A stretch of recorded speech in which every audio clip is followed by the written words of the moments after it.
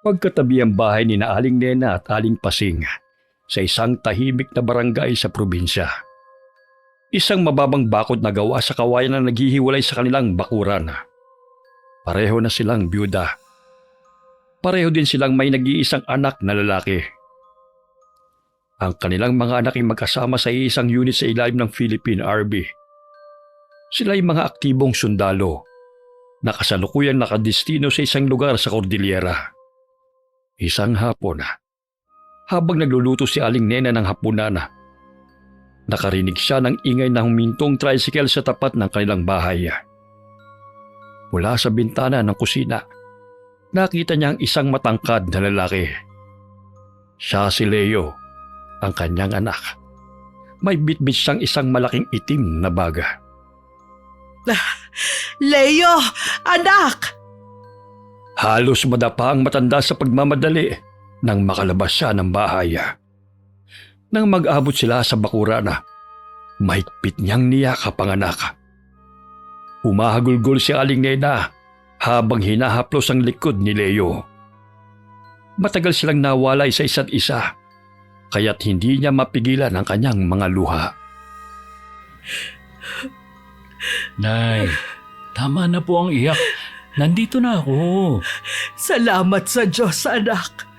Ay nako, kung alam mo lang, araw-araw akong kinakabahan habang wala ka. Kulang na lang matulog ako sa harap ng altar kadadasal na huwag ka mapahamak sa bundok. Halika na, pumasok na tayo sa loob. Nay, sandali lang po. May kasama po ako. Ha? Sino? Si Maya po. Asawa ko. Mano po, inay. Pasensya na po kayo kung nabigla po namin kayo. Ikaw ang asawa. Paano nangyari yun? Leo, ano bang klaseng biro to? Oh, Kailan pa? Naku, pasensya na kayo. Hindi ko agad nasabi sa inyo na nagpakasal na ako. Nagkakilala kami ni Maya sa sitio na malapit sa lugar na pinagdestinuhan namin. Nabuntis ko po eh. Kaya naging biglaan ang kasalan. Ikinasal po kami sa West. Ha? Diyos ko, anak naman, bakit ganon? Hindi na ba ako importante sa iyo, ha? Kaya binaliwala mo na lang ako sa mismong kasal mo. Hindi ganoon, Nay. Huwag ka na magtampo.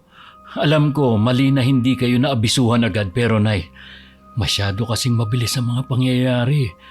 Pero huwag kayong mag-alala. Pagkatapos lang ng misyon namin sa bundok, magpapakasal kami ulit sa simbahan. Oo nga po, inay. Huwag po sana kayo magtampo kay Leo. Ako po talagang may kasalanan. Kasi po, nung nalaman ng mga kamag-anak ko na buntis ako, ayun, na-shotgun wedding po ang anak ninyo. Kami man po ay nagulat din sa bilis ng mga pangyayari. Sa tribo po kasi namin, napakahigpit po pagdating sa ganyan. Hindi po katanggap-tanggap sa komunidad namin na magbuntis ang isang babae na walang kasal. Kaya kailangan po talagang gawin agad ang ritual at ang pagharap sa West para po maging formal po ang lahat. Ay, ano pa nga ba ang magagawa ko? Nandyan na yan eh. Hindi ko naman kayo matitiis. Lalo na yung apo ko. Halika na rito, Maya. Pasensya ka na ha. Medyo nabigla lang talaga ako eh. Wala po yon, Nay. Habang masayang tatlo sa kanilang pag-uusap, biglang bumukas ang pinto sa kabilang bahay. Bumungad si Aling Pasing na may bitbit at tasa ng kape. Dahan-dahan siyang lumapit sa bakod habang ang paningin niya ay nakatuon kagad kay Maya. Nanunuri ang mata ng matanda. Tumaas baba ang tingin niya sa kabuuan ng babae. Nakita niyang simpleng-simple ito. Walang anumang kolorete ang kanyang mukha. Walang nakasabit na hikaw sa tenga o kwintas sa leeg. Ang kanyang balat ay kayumanggi dahil sa madalas na pagkabilad sa araw doon sa kabundukan. Mahaba at tuwid ang kanyang itim na buhok na nakapusod lamang sa likod ng kanyang ulo. Nakasuot siya ng isang ordinaryong puting t-shirt at kumupas na maong na pantalon. Matapos niyang suriin si Maya, biglang napako ang titig ng matanda sa nakaumbok na tiyan ng babae. Nanatili doon ang kanyang paningin ng ilang segundo bago muling tumingin ng diretso sa mukha ni Maya. Tumaas ang kilay ni Aling Pasing. Oy, Nena! Ang pambundok na pulot ng anak mo yung kasama niya. Bakit parang hindi nagsasabon? Napakaitim naman yata. Pasing, huwag kang ang ganyan sa manugang ko. Huwag mo naman siyang laitin dahil lang sa kulay niya. Maganda si Maya at mabait. Maganda? Naku, mukhang kailangan mo na talagang magpagawa ng salamin, Nena. Saan ba bandang maganda riyan? Kulay pa lang parang uling na. Tapos tingnan mo naman yung ayos. Unang beses kang haharap sa biyenan mo, pero ang suot mo, parang pupunta ka lang sa bukid para magtanim ng kamote. Ay, Diyos ko! Pasensya na kayo, ha? Nagsasabi lang talaga ako ng totoo. Hoy, Leo, huwag kang magagalit sa akin, ha? Alam mo namang itong bibig ko, hindi marunong magsinungaling. Kung anong pangit, di pangit. Oy, Pasing, sumusobra ka na. Respeto naman sa bata. Hindi mo kailangan laitin ang manugang ko dahil lang sa panlabas na anyo. Katotohanan lang naman ang sinasabi ko. Nakakapanghinayang lang kasi tong si Leo. Gwapo naman, sundalo pa. Pero nag-uwi ng... ewan ko ba? Sa bagay, iba-ibang taste ng tao. At itong si Leo, natatandaan ko nung mga bata pa sila ni Ricky. Mahilig to sa exotic. Tama ba ako, ha, Leo? Malamig ang naging titig ni Leo kay Aling Pasing.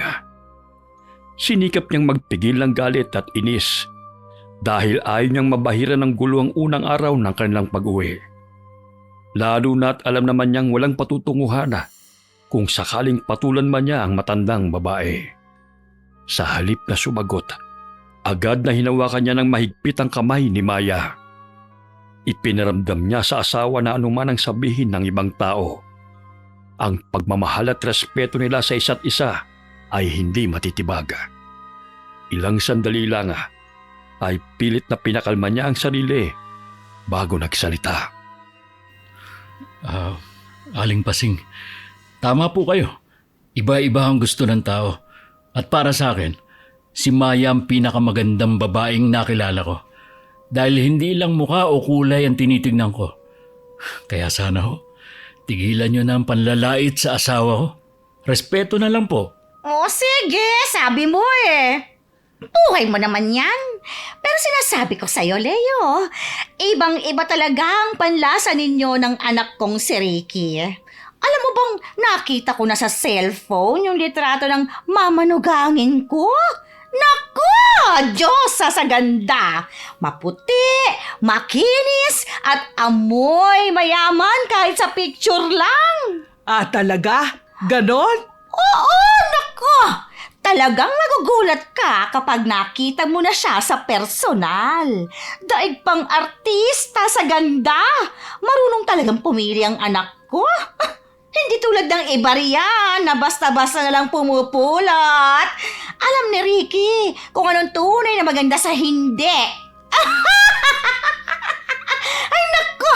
Siguradong hihintong mundo ninyo kapag nakita ninyong standard ng anak ko. Ricky is a man of class, ika nga. Kaya Leo, pagpasensyahan mo na ha kung hindi ko mapigilang maawa sa'yo. Kasi parang nalugi ka yata riyan sa naiuwi mo.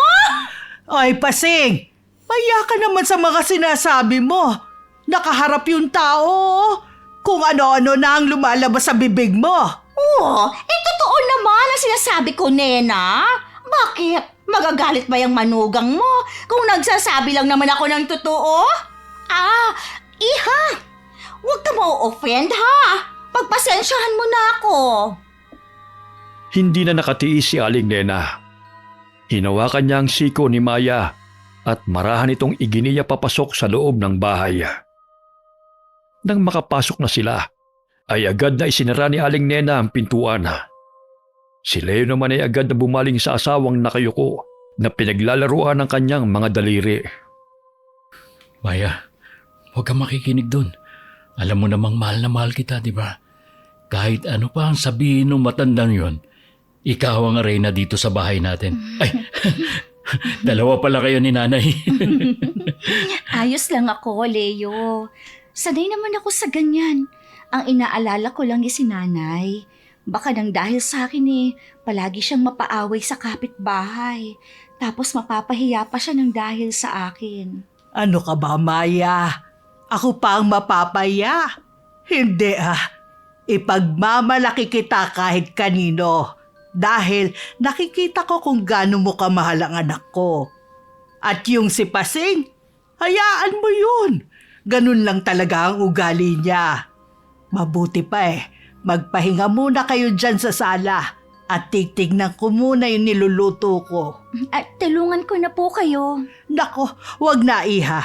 Magpahinga ka muna. Malayo ang binyahin nyo. Ayos lang po talaga ako. Hindi po ako mapapakali na nakaupo lang habang may ginagawa po kayo. Sanay po ako sa trabaho sa amin. Hindi na nakatanggi si Aling Nena nang kusa nang kumuha ng kutsilyo si Maya upang ihanda ang mga sangkap sa niluluto niya. Habang nagmamasid ang matanda, natuwa siya na mapagtantong masipag at magalang ang kanyang manugang. Kapansin-pansin din ang pagiging masayahin nito dahil palagi itong nakangiti habang kumikilos. Bagamat aminado si Aling Nena na nabigla siya sa biglaang pagdating ni Maya. Ang pagkagulat na yon ay mabilis na napalitan ng labis na katuwaan. Napagtanto niyang hindi na siya mag-iisa sa tuwing nasa misyon ang kanyang anak.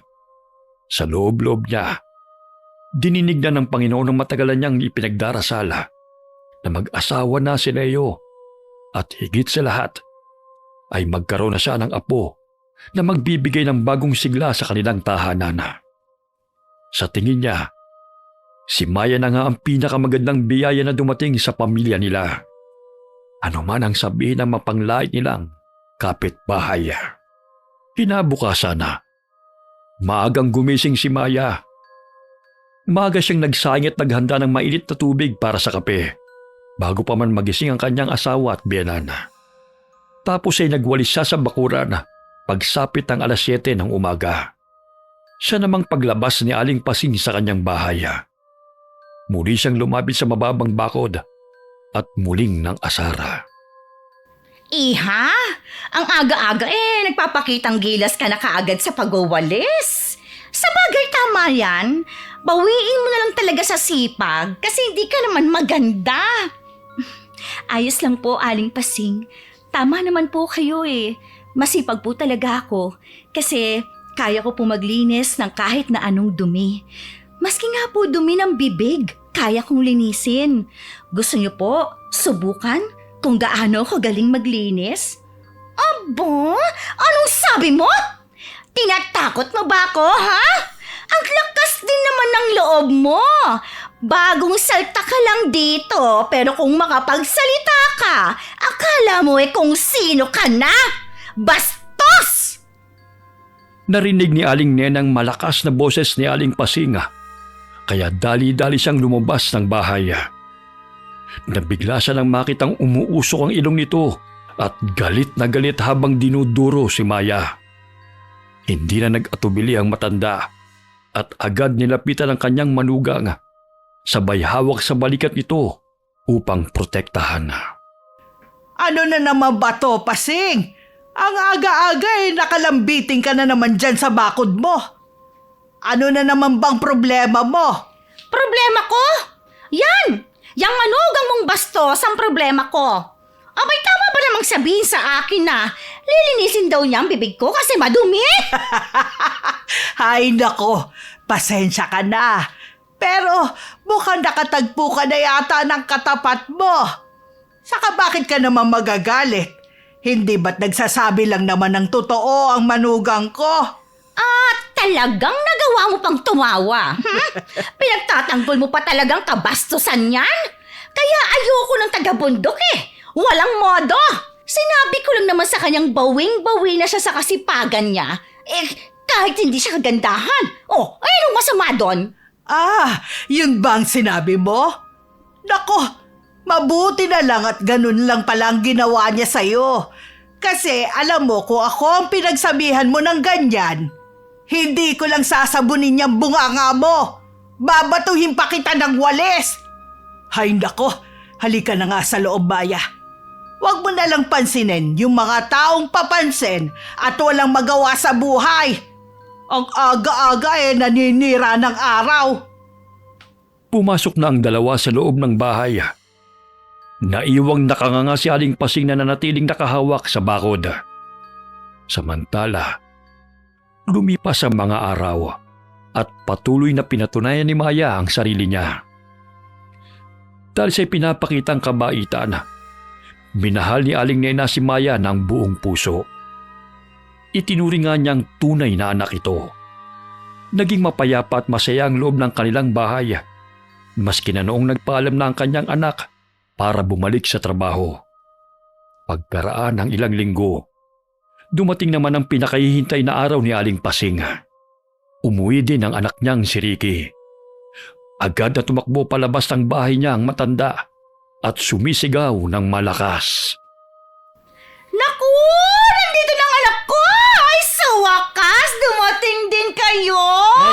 Hey, ang lakas naman yata ng boses niyo. Para naman kayo nakakita ng artista niyan eh. Ay, hayaan mo na Nakakayaw ako. sa mga kapitbahay. Ano ka ba, anak? Sinasadya ko talagang lakasan para lumabas yung mga walang kwenta nating kapitbahay at makita nila ang pagdating ninyo. Siya nga pala. Nasaan ang asawa mo? Kasama mo ba? Nandyan ho, kasama ko. Kaso nag-aayos pa yata ng sarili.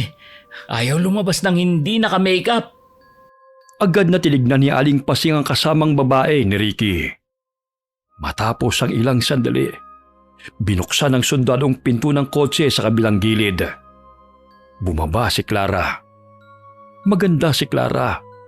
Maputi at makinis na makinis ang kanyang balat. Makapalang makeup sa kanyang mukha at pulang-pula ang kanyang mga labi. May suot siyang malaking shades at makakapal na gintong alahas. Napasigaw ulit sa tuwa si Aling Pasing nang makita si Clara. Mahigpit niyang niyakap ang babae. Inilibot niya ang kanyang paningin at nakitang nakatingin na ang ilang tsismosang kapitbahay. Ipinagmamalaki talaga niya ang kasama ng anak niya. Naku! Ang galing mo talagang pumili, anak!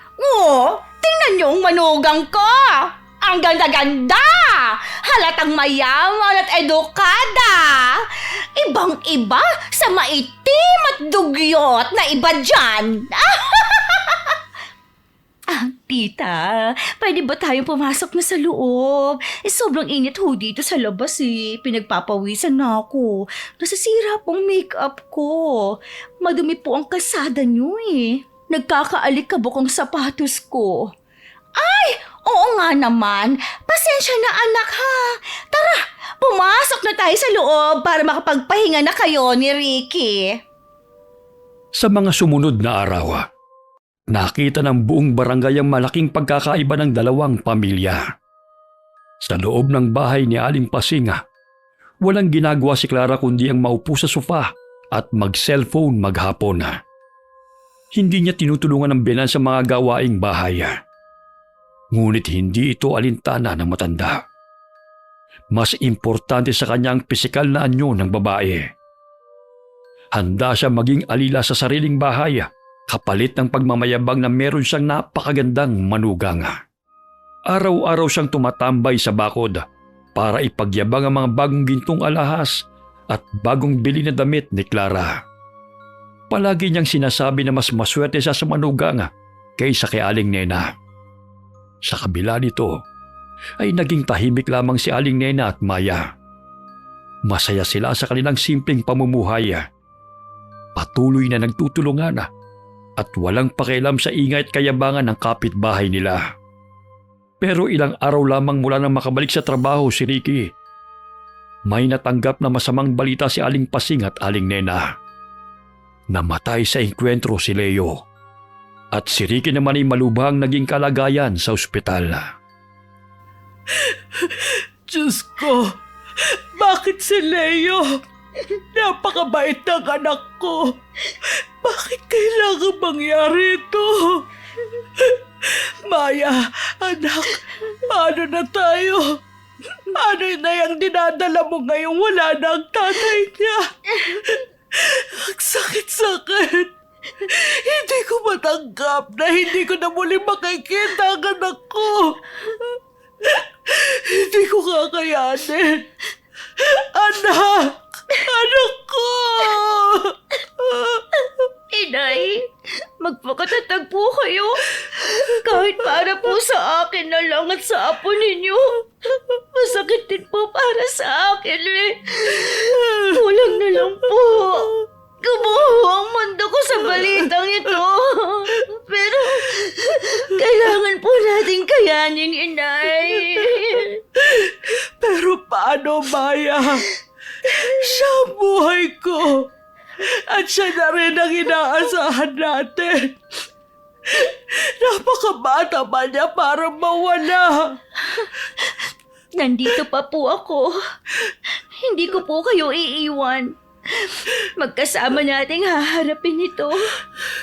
Alam ko po, nakatingin sa atin si Leo ngayon. At ayaw po niyang makita tayong nagkakaganito. Para sa bata po, sa sinapupunan ko. Hihilingin ko po ang lakas ninyo. Inay, magtulungan po tayo. Huwag po kayong bibitaw. Pakiusap po. Salamat, anak. Salamat nandiyan ka. Wala na ako ibang kakapitan talaga ngayon kundi ikaw at ang apo ko. Patawarin mo ako kung naging mahina ako agad. Sadyang hindi ko lang talaga inasahan na ganito kaaga kukunin ang anak ko. Pagkatapos ng libing, tila lalong bumigat ang katahimikan sa loob ng bahay. Wala na ang mga taong nakikiramay at naiwang magkatapat sa pagkainan si Aling Nena at si Maya. Mugto pa rin ang mata nilang dalawa. Maya-maya pa'y hinawakan ni Aling Nena ang kamay ng manugang niya. Maya, anak. Naisip ko lang, ngayong wala na si Leo, hindi ko gustong pilitin ka na manatili rito. Malaya ka nang bumalik sa probinsya niyo. Kung doon mo mas gustong magpalaki ng bata. O kung balang araw gusto mo mag-asawa ulit, naiintindihan ko. Ayoko maging pabigat sa buhay mo o itali ka sa akin dahil lang sa nangyari. Bakit ko naman po gagawin yun, Inay? Saan naman po ako pupunta? Hindi na po ako pwedeng bumalik sa amin dahil may asawa na po ako. Dito na po ako nakatira. Tsaka, alam niyo bang naniniwala ako na dito talaga ako pinapunta ng Panginoon? Kasi itong dahilan, para may makasama po kayo. Hindi ko po kayo iiwan. Kayo na po ang nanay ko. At sabay nating palalakihin si Junior, ang apo po ninyo. Hindi na nakapagsalita pa si Aling Nena at agad na hinila si Maya para yakapin ng mahigpit. Samantala, kinabukasan nabalot ng ingay ang tapat ng bahay ni Aling Pasing. Idinating na si Ricky, nakasakay ng ambulansya at nakaratay sa stretcher. Ligtas nga siya sa kamatayan pero tuluyan ang naparalisa ang kanyang buong katawan. Tinamaan ng bala ang kanyang gulugod kaya naging baldado na ito at hindi na muling makakalakad pa. Ang dating mayabang na si Aling Pasing ay wala nang nagawa kundi humagulgol habang pinagmamasdan ng kalunos-lunos na sinapit ng anak. Pero hindi lamang yun ang naging problema niya. Dumagdag pa kasi ang kaartihan at pagiging maldita ng manugang niya. Nay Pasing! May ihi na naman dito sa kwarto! Ano ba? Hindi niyo ba kayang linisin ng maayos yung anak ninyo? Nakakasukan eh! Ha, iha? Dahan-dahan naman sa pananalita mo. Asawa mo si Ricky. Dapat nga ikaw ang nag-aasikaso sa kanya eh. O kahit tulungan mo man lang sana ako kasi matanda na ako. Hirap na akong buhatin siyang mag-isa. Ayoko nga. Kadiri kayo. Ha? Nandidiri ka sa akin? Pero, Clara, asawa mo ako. Hoy Ricky, tumahimik ka nga dyan. Baka gusto mong ipaalala ko sa'yo na live-in partner lang tayo. Hindi pa tayo kasal, hoy. Kaya wag mo nga akong matawag-tawag na asawa. Totoo, oo. Nalidiri na ako sa'yo. Kasi ang dugyot mo na. Saka wala ka ng pakinabang, no? Sumusobra na yung tabas ang dila mo, ha? Kapal naman ang mukha mong sabihin yan sa anak ko? O bakit, Nay Pasing? Hindi ba totoo? Tingnan mo ang anak mo. Mukha ng bangkay na humihinga. Wala lang silbi, huy. Lantang gulay na. Aray! Bakit mo ako sinampal? Sinampal kita dahil wala kang utang na loob. Lahat ng gusto mo, ibinigay namin sa'yo noong hindi pa nagkaganito si Ricky. Ngayong kailangan ka niya. Ganyan ang gagawin mo. Kapal na mukha mo. Bakit? Anong gusto ninyo? Maging caregiver ako ng anak mo, ha? Hoy! Matandang pangit! Sa ganda kong to, paglilinisin mo ako ng dumi niyan? Magsama kayo ng anak mong walang pakinabang, no? Maghanap kayo ng ibang utusan ninyo! Dahil aalis na ako! Clara, wag! Saan ka pupunta? Paano na kami ni nanay? Bahala kayo sa buhay ninyo! Dali-daling binitbit ni Clara ang kanyang mga gamit at tuluyan ang lumabas ng bahay nang hindi man lamang lumilingon sa nagmamakaawang si Ricky. Iniwan niyang humahagulgol si Aling Pasing sa tabi ng anak. Alam nilang dalawa na wala na silang magagawa, kundi tanggapin ang pait na pag-iwan sa kanila ng babaeng inakala nilang makakasama nila habang buhay. Isang araw, napatingin si Aling Pasing sa bintana at natanong niya sa bakuran sina Aling Nena at Maya. Kitang-kita niya ang masayang pagtatawanan ng magbiyanana habang nagkukwentuhan sa ilalim ng puno at nagpapahinga. Baka sa mukha ng dalawang tunay na pagkakasundo at pagmamahala na sa kabila ng pangungulila nila kay Leo. Dahil dito, kinain ng matinding inggit at inis si Aling Pasinga. Hindi niya matanggap na habang lugmok sila sa dusa, ay masaya at panatig naman ang buhay ng kapitbahay na dati kinukutya niya lamang. Magsaya lang kayo ngayon, sige! Pero isinusumpa ko, hindi ako papayag na ako lang ang malungkot, na ako lang ang nagdurusa. Kung anong pait ng buhay namin ni Ricky ngayon, titiyakin kong mararamdaman niyo rin yon. Pare-pareho tayong hindi magiging masaya. Sisiguraduhin ko yan. Matapos niyang sambitin ang mga salitang yun sa hangin, marahas niyang isinara ang bintana. Ilang araw ang lumipas mula nang bitiwan ni Aling Pasin ang sumpa. Nagsimula na magbago ang kilos ni Aling Nena. Isang gabi, bigla na lamang sumama ang pakiramdam niya habang kumakain at nagsimula siyang magsuka ng mga buhay na uod na may kasamang maitim na dugo. At sa tuwing sumasapit ang 6:00 ng gabi, may lumalabas na marka o pasa sa leeg ng matanda na para bang may sumasakal sa kanya na hindi nakikita. Lalong lumala ang sitwasyon nang mapansin ni Maya na ang balat ni Aling Nanay unti-unting natutuklap na parang kaliskis. Mabaho din ito at amoy bulok na karne. Tuwing gabi nadidinig nila, lalo na si Maya, na may kakaibang huni na tila malaking ibon sa bubungan nila.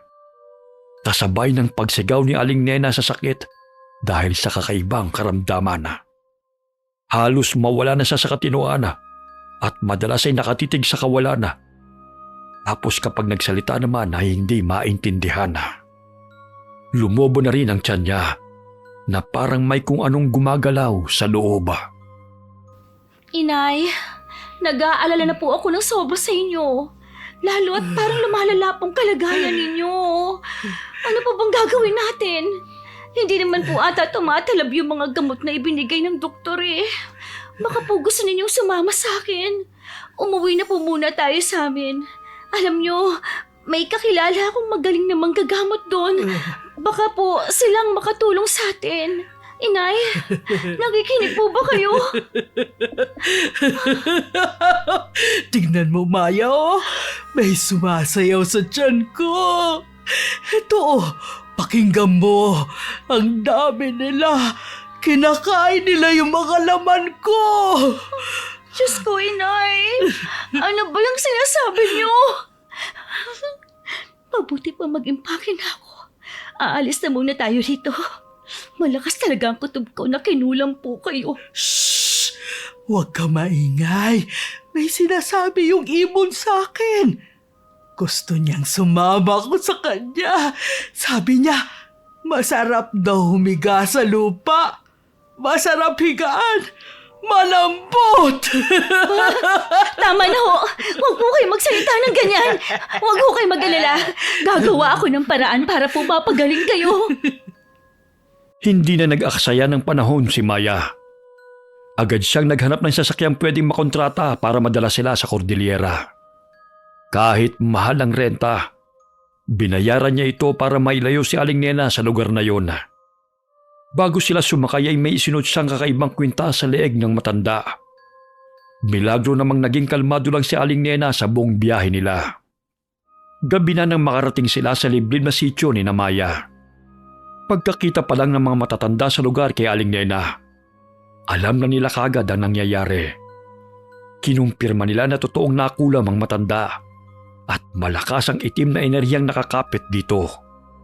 Pero sa halip ng mga matatanda ang gumamot, pinayuhan nila si Maya na siya na mismo ang gumawa ng ritual. Sinabihan siya na maghanda para sa isang kanyawa kung saan siya ang magsasagawa ng pagpapagaling.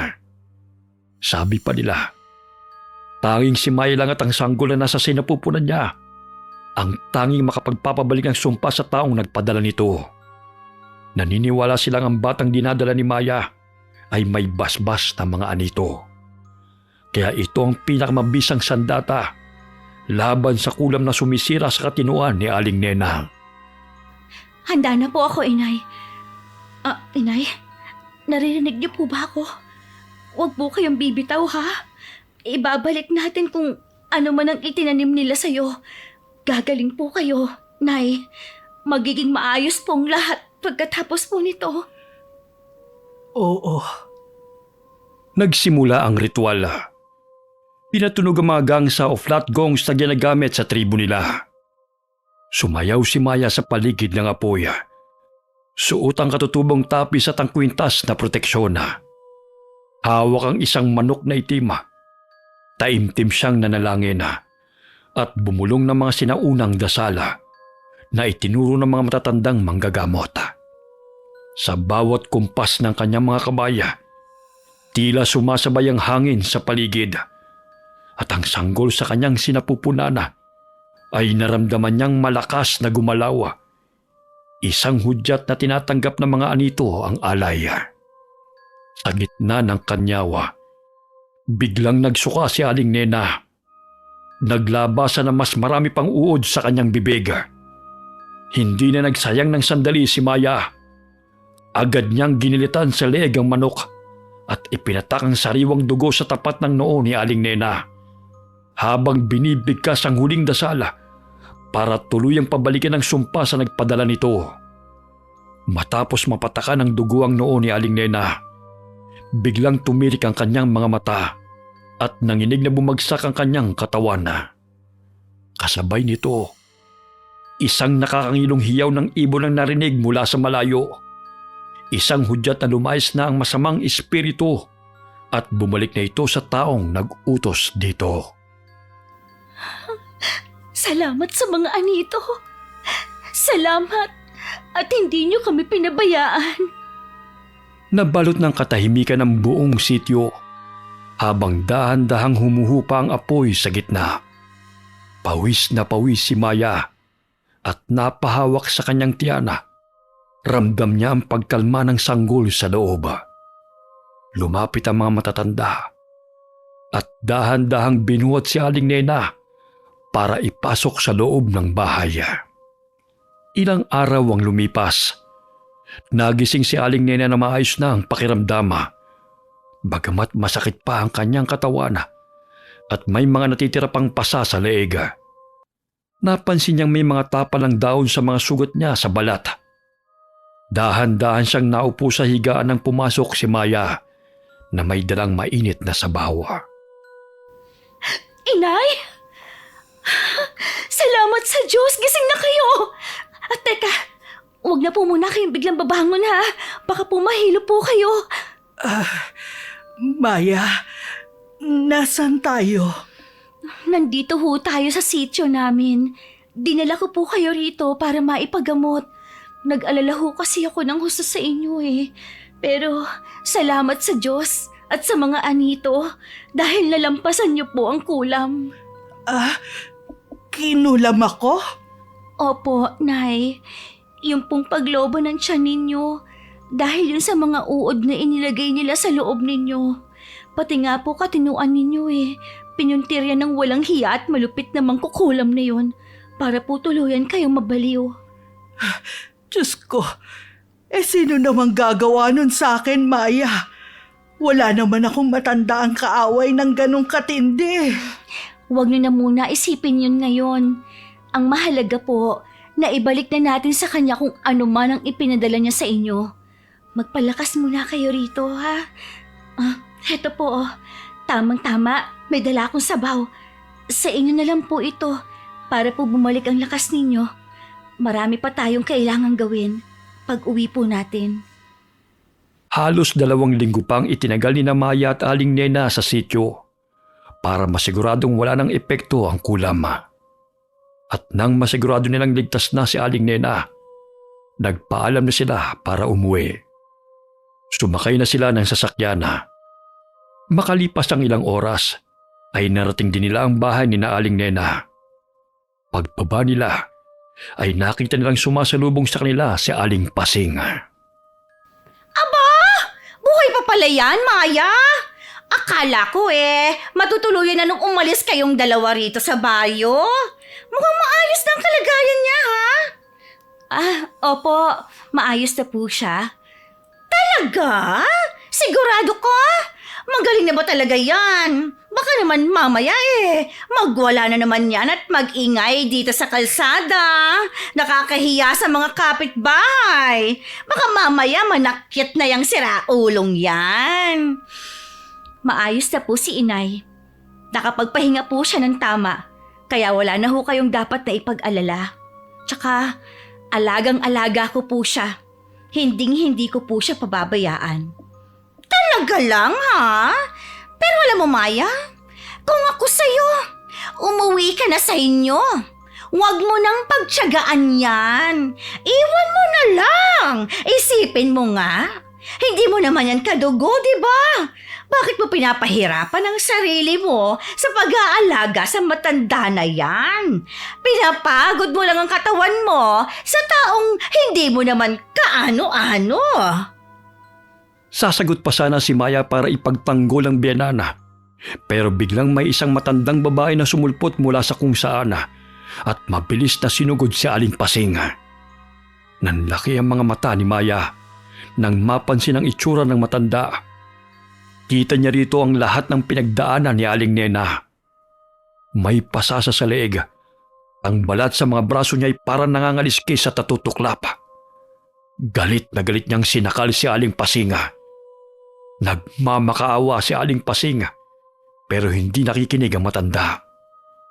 Sigaw siya ng sigaw at naninisito kung bakit hindi ipinalam sa kanya na may malakas daw palang pangontra ang taong pinakulam sa kanya. Sa galit, nagbanta ang mangkukulam na hindi siya titigil sa paniningil kay Aling Pasing. Sa halip na makisawsaw sa gulo, hindi na lamang umimik ang magbiyanana. Dahan-dahan silang pumasok sa kanilang bahay at payapang naupo sa sala na walang anumang takot o ligalig sa puso.